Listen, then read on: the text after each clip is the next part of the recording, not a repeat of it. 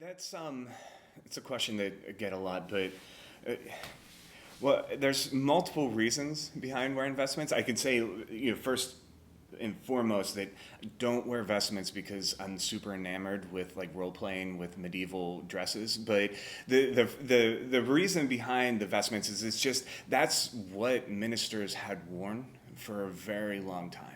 It's similar to the collar. It just marks off that the minister is doing a certain function. And that's, again, like, nobody thinks that it's, like, super strange that judges wear long robes in America when they go to sit in the court.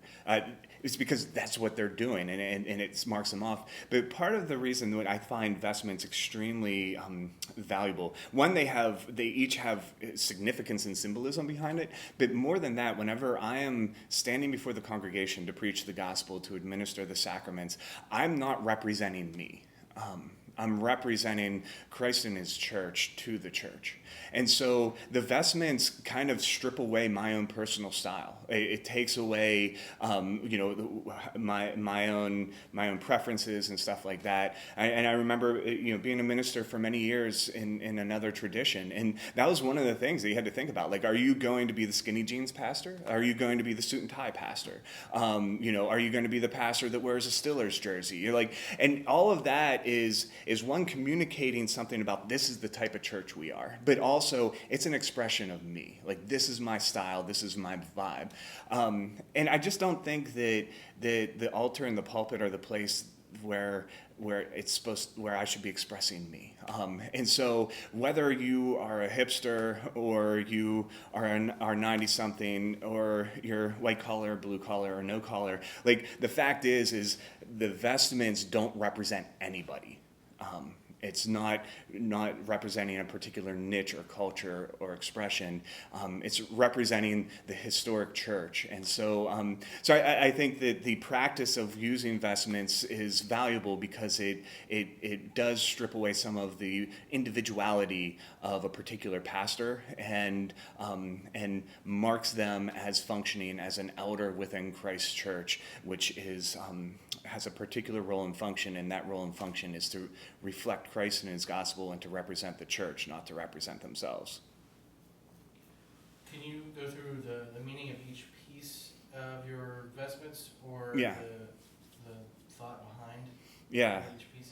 Yeah, so traditionally, like within Anglicanism, we have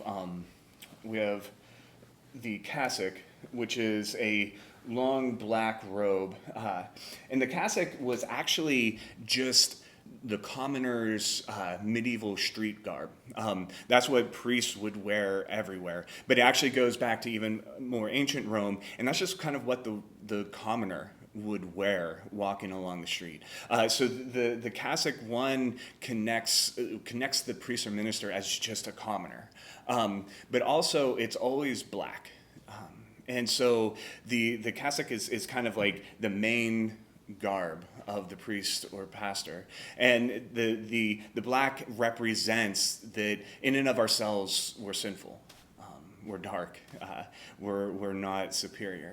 But then whenever we go to serve as an elder within the church, to serve in word and sacrament, then we take a surplice, which is the white dress, and put that over top of the cassock.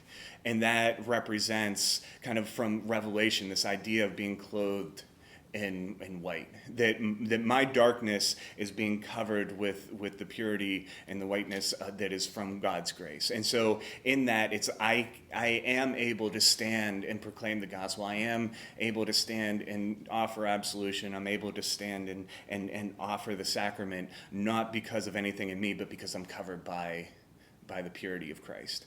And so that's just kind of a symbolic reminder of that. And then whenever a minister is administering any of the sacraments or sacramentals, like weddings or anything else like that, but anytime there's a Eucharistic service or baptism service, we wear a stole. And the coloring of the stole just follows the liturgical calendar. And so we have different colors for different seasons in the calendar. But the stole represents the yoke of Christ.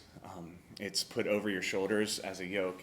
Whenever I was ordained during my ordinational vows, the bishop handed me a stole, put it over my shoulders, and basically made the proclamation that because I had made those vows, I have now yoked myself to the ministry of word and sacrament, that I am bound to God's word and bound to the preaching of the gospel, and I have yoked myself to that and given myself over to it. And so then when I put on the stole, it's supposed to be a reminder to me that I have bound myself to be faithful to Christ and his word and to administer the gospel through word and sacrament to the people. And so that's what the stole represents.